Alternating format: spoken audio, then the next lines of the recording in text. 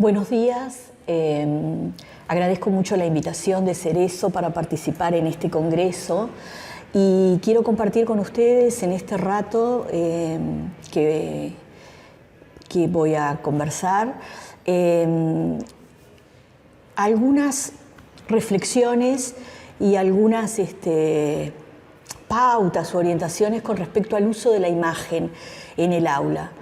Yo entiendo desde mi experiencia de todos los años que he trabajado, no solo con historia, y también fundamentalmente desde la historia del arte, creo que es donde mejor me alertó sobre la importancia que tiene el poder usar la imagen, pero también desde los años en que he estado en la inspección, que me ha significado ver innumerables cantidades de clases que hay que tratar de promover en todas las asignaturas, cada vez más el uso de la imagen. Y bueno, y por eso preferí esta temática para compartir en un congreso que sé que trata sobre educación inclusiva, porque entiendo que la imagen le habla a todos los estudiantes y que en la medida en que nosotros nos propongamos como desafío, como educadores, nos propongamos el desafío de enseñar a leer y a pensar la imagen, vamos a enriquecer nuestra propuesta de aula y vamos a enriquecer nuestras prácticas. El punto de partida, en realidad, de esta reflexión tiene que ver con esta realidad en la que nosotros vivimos inmersos en una sociedad en la cual todos estamos permanentemente bombardeados por imágenes. Ahora, ese bombardeo de imágenes, esa saturación de las imágenes, no implica necesariamente que sepamos pensarlas, leerlas. Y no es que sea solo privativo de nuestra sociedad actual la imagen. La imagen está presente en toda la historia del hombre. La imagen fue importantísima en las sociedades prehistóricas. Pensemos en las producciones pictóricas del hombre primitivo. La imagen está presente a lo largo, acompañando absolutamente la historia del hombre. Entonces, desde ese lugar, yo, por ejemplo, seleccioné una imagen que estamos viendo acá, que es una imagen en piedra con la que nos recibe una catedral románica. Entonces la pregunta es, ¿qué papel, qué función cumplían las imágenes en este momento y para este hombre, para ese hombre de ese tiempo, ¿verdad? Bueno, la imagen era clara, era fundamental. Por algo a este tipo de iglesias que vemos aquí su portada, ¿verdad?, en esta imagen, este tipo de iglesias recibía al creyente, lo recibía ya con mensajes que si yo hoy miro esta imagen, seguramente voy a tener que empezar a explicar en un aula quién está representado allí sentado en el centro de la imagen, qué son esas cuatro figuras que lo rodean, qué implica todas esas figuras que están dispuestas abajo y que están dispuestas arriba. Es decir, voy a tener que darle y brindarle a mis estudiantes toda una serie de datos para que puedan decodificarla. El hombre medieval no necesitaba nada de esto. El hombre medieval sabía absolutamente leer esta imagen con que lo esperaba la iglesia. Entonces, por eso es que muchas veces estas iglesias son denominadas Biblias de piedra, en realidad, porque para poblaciones analfabetas la imagen era la forma en que se adoctrinaba, en que se transmitía la fe y en que se fortalecían ideas. Muy bien, entonces, desde este lugar, que lo manejo como un simple ejemplo, como puede haber otros, es que quiero enfatizar esta presencia de la imagen acompañando permanentemente al hombre. Entonces, ¿cuál es la diferencia hoy, en la actualidad? Bueno, que la nuestra es una sociedad saturada de imágenes. Y entonces, desde ese lugar de saturación, hay cierta, y aquí voy a tomar una expresión que es de una argentina que se llama Inés Dussel, que tiene un libro muy interesante que recomiendo a todos los educadores, independientemente de cuál sea su disciplina, que se llama Educar la mirada. Y allí Inés Dussel dice que esa sociedad saturada de imágenes no deja, sin embargo, de evidenciar cierta anorexia de la mirada. Y ella utiliza esa expresión, anorexia de la mirada, porque dice, esa saturación anestesia y, lo que es peor aún, banaliza las imágenes. Yo en unas charlas que he dado con anterioridad he manejado muchísimo una imagen que no la tengo acá, pero que se las voy a comentar y ustedes la van a recordar inmediatamente. Hace unos años, cuando todos los medios difundieron, hicieron circular en todo el mundo, no hubo un medio, un canal de televisión, un medio gráfico, donde no apareciera la foto de aquel niño sirio de 2 años ahogado en una playa, en un accidente de migrantes que buscaban salir de Siria, de una situación de guerra y de inhumanidad absoluta, y que habían apostado a sus padres, ¿verdad?, a un lugar mejor. Y esa imagen de ese niño muerto, allí depositado por el mar en la arena, saturó los medios. Y nosotros estamos tan saturados de esas imágenes que las visualizamos y no nos horrorizamos lo suficiente, es decir, las miramos y las naturalizamos. Y bueno, y eso me parece que es lo que debe instarnos a nosotros, debe hablarnos a nosotros para asumir una responsabilidad de, como educadores, debemos pensar en una nueva pedagogía de la mirada, que lo que haga con nuestros estudiantes sea precisamente promover la atención, pero una atención que los humanice, que los haga que no estén en una postura de anestesia, ¿verdad?, sino en una postura de atención humana a lo que estamos viendo. Entonces, ¿es importante introducir las imágenes en la clase? Sí, por todo esto que estoy diciendo, porque tenemos que tratar de promover en la práctica y con ciertas prácticas que nuestros estudiantes aprendan a detenerse, no que abandonen esa cultura. Hace unos años yo hablaba y decía la cultura del zapping, ¿verdad? Hoy no es ni siquiera la del zapping, hoy es la de este movimiento, ¿verdad?, pasando en los celulares rápidamente de una imagen a la otra, de una imagen a la otra. Y nosotros tenemos que, con otros tiempos y en el aula, enseñarlos enseñar a que la imagen tiene una serie de información que nos habla y que nosotros tenemos que aprender a decodificarla. Entonces, esa decodificación nos va a dar herramientas, no sé si nos va a poner a salvo, pero por lo menos nos va a brindar herramientas para intentar estar menos expuestos a la manipulación, porque con las imágenes se nos manipula, con las imágenes se nos instalan ideas, con las imágenes se funda pensamiento, se consolida mentalidad colectiva y creo que eso nos vuelve muy vulnerables. Y creo que en una enseñanza en la que nosotros buscamos como educadores promover la democratización y conformar ciudadanos atentos y responsables con el tiempo histórico en el que les toca vivir, es importante darles herramientas para tratar de plantarse frente a la manipulación y saber cómo reaccionar frente a tantos mensajes. Ese es un aspecto fundamental de esta necesidad de que asumamos esa responsabilidad de educar la mirada. Pero hay otro aspecto que a mí me resulta interesante, sobre todo cuando le estoy hablando a profesores, ¿verdad?, cuando le estoy hablando a colegas, es que pensemos que las imágenes producen saber y que las imágenes son fuente de información. Entonces, ¿por qué no traerlas al aula como una alternativa para manejar información? tratar de quebrar, de cortar el monopolio de la palabra escrita, del texto escrito.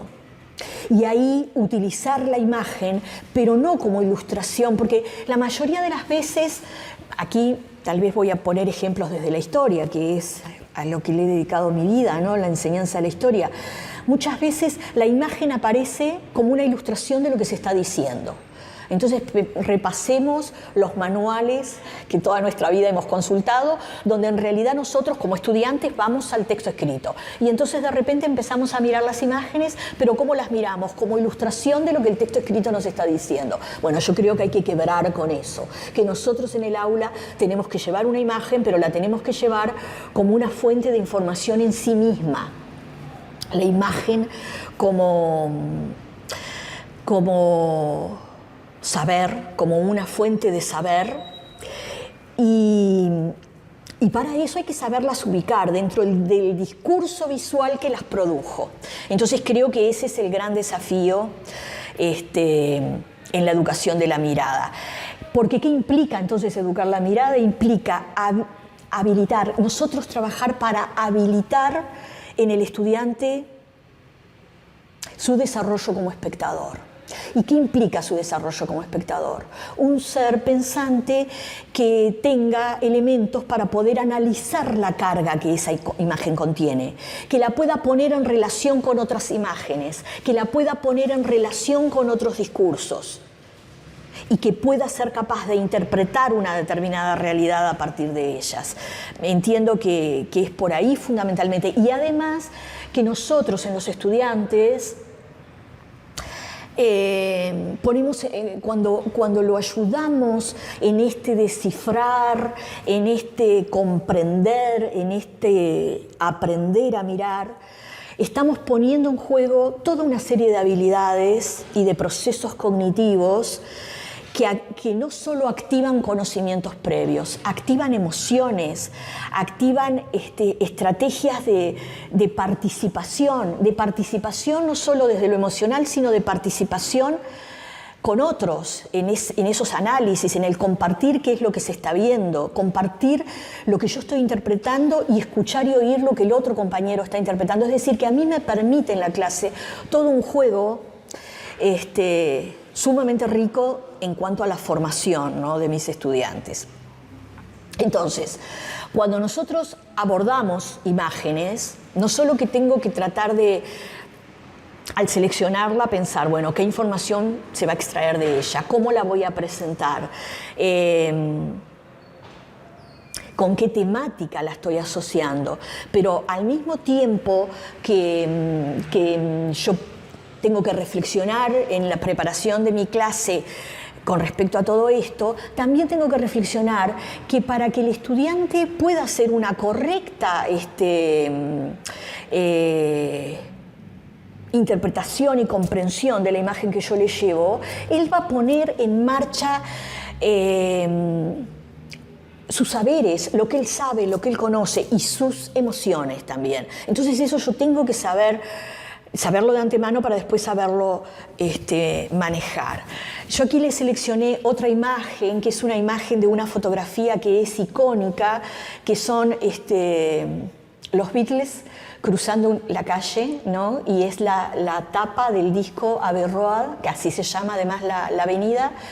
Y bueno, y se las contrapongo allí con una caricatura de los Simpsons recreando esa icónica imagen. Y fíjense que utilizo la expresión icónica, porque en realidad hay determinadas imágenes que se transforman en íconos, es decir, son imágenes, en historia del arte las denominamos pregnantes, porque son imágenes que se instalan en la conciencia colectiva y que inmediatamente las reconocemos como familiares, como propias, y nos despiertan y nos remiten a aspectos de nuestra cultura. Y nos hace que además el que todos participemos de eso mismo nos hace consolidarnos a nosotros como partícipes de una misma cultura.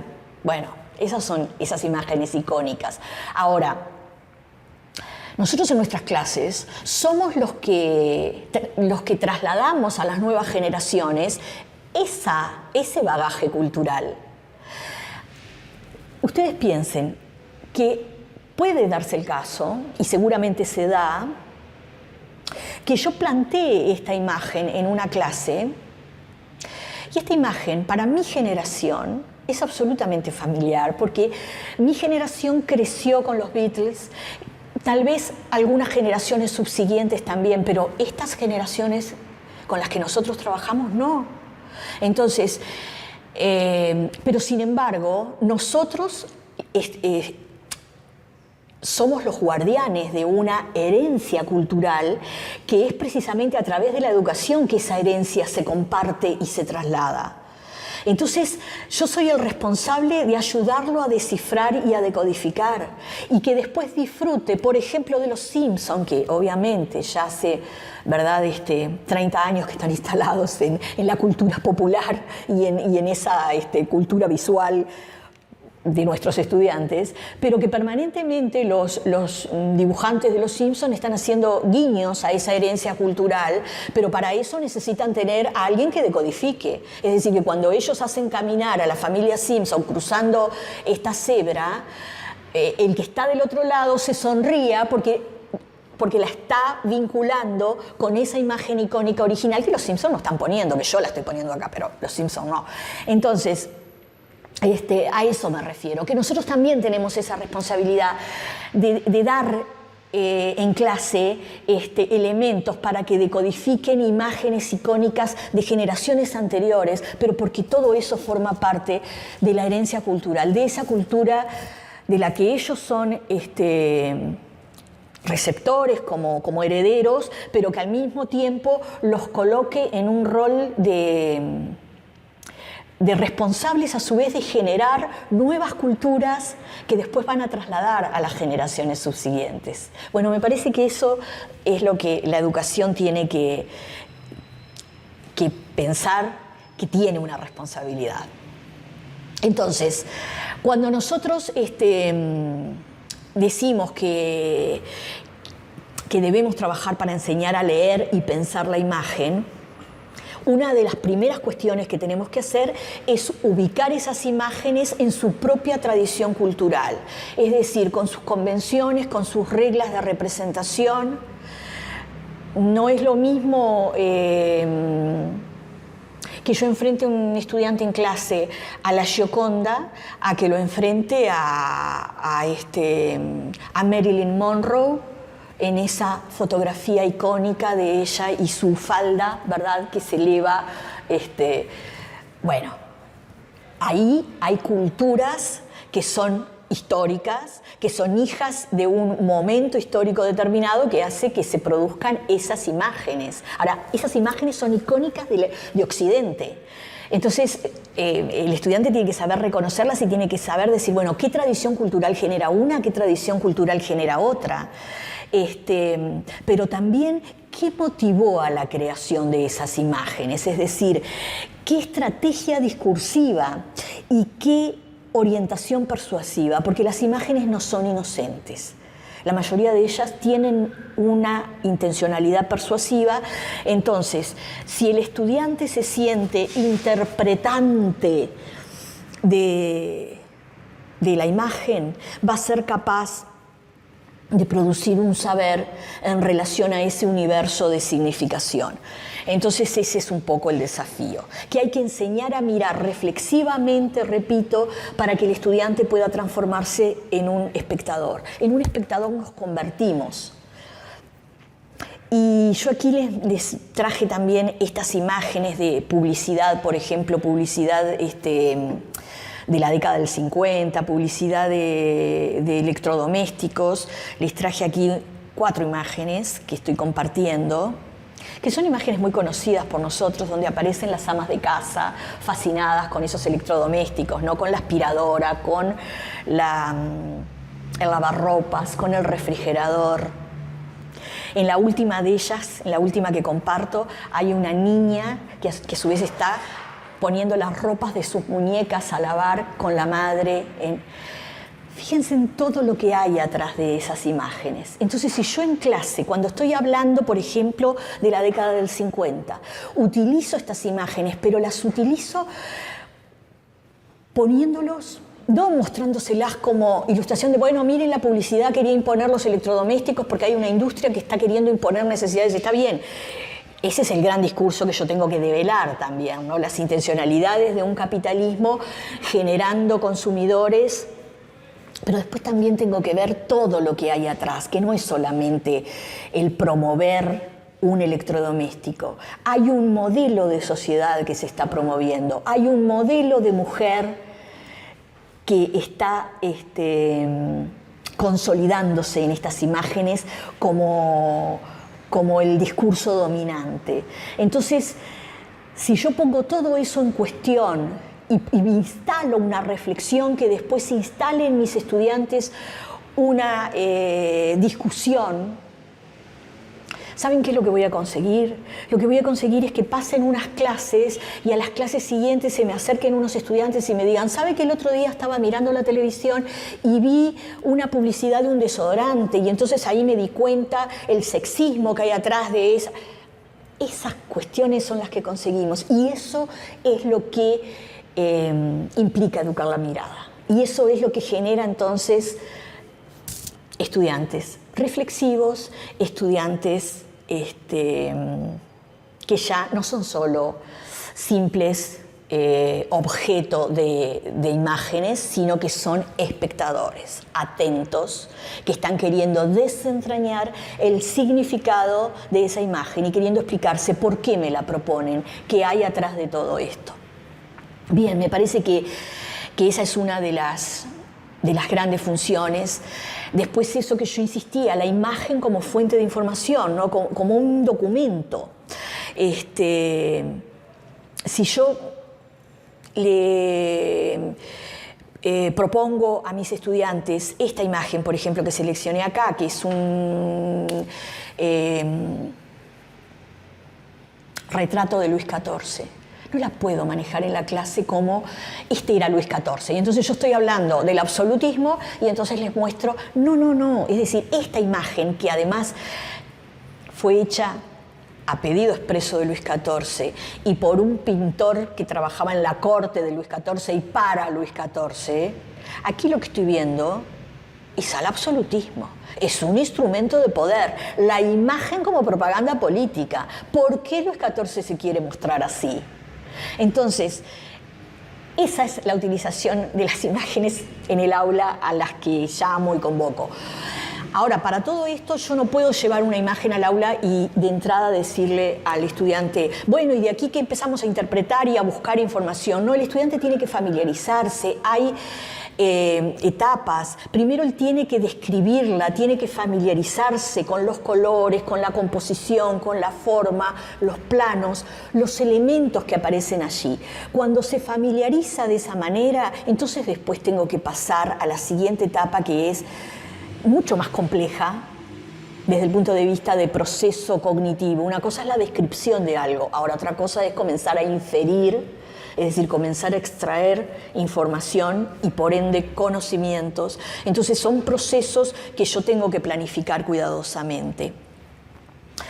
Y por último, una última cuestión que me gustaría comentar es la fuerza que tienen las imágenes, la fuerza como generadoras de lugares de memoria, lo que lleva muchas veces a la resignificación de imágenes, la fuerza que tienen determinadas imágenes que hasta pasan a las generaciones subsiguientes, hasta perdiendo la razón por la que fueron creadas y resignificándose en nuevos escenarios.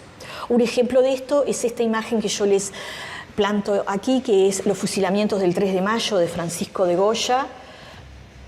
Es un cuadro icónico, un cuadro que Goya lo pinta en un determinado contexto, que es el de la lucha de los españoles contra los franceses a principios del siglo XIX, y que sin embargo ha pasado a la historia como una imagen representativa de la fuerza de la resistencia frente a la guerra, de la fuerza de la resistencia del hombre frente a poderes absolutamente ominosos y arbitrarios. Esa figura, ¿verdad?, que se alza frente al poder que en ese momento está procediendo a los fusilamientos. Y esta imagen ha sido resignificada y hoy sigue teniendo una gran fuerza y nosotros la encontramos permanentemente citada. Miren, a lo largo del siglo XX aparece en tapas de libros, en tapas de discos, en caricaturas, una imagen que además ha sido revisitada como disparador por otros artistas. Simplemente selecciono esta, que es Pablo Picasso, Masacre en Corea. Es decir, él está pensando en los fusilamientos de Goya 150 años atrás, ¿verdad?, 140 años atrás, cuando él pinta este cuadro Masacre en Corea. Entonces eso es la permanencia de determinadas imágenes, la fuerza de determinadas imágenes, pero también la resignificación, ¿verdad?, que van teniendo. Y yo hablaba de la imagen como lugares de memoria, y pensemos nosotros en imágenes fortísimas en nuestro devenir como ciudadanos uruguayos, que es, por ejemplo, esta que les propongo acá, el juramento de los 33 orientales de Juan Manuel Blanes. Es una ficción, ¿verdad? Es una invención de Blanes, que en un momento en que no existen imágenes con las cuales se pueda acompañar un relato histórico, él lo genera un imaginario visual y lo genera a partir de una ficción. Ahora, esa ficción fue tan aceptada por la sociedad de su tiempo, pero por las sociedades subsiguientes, que a nosotros difícilmente nos puedan hablar del juramento de los 33 orientales sin que no nos venga ese cuadro.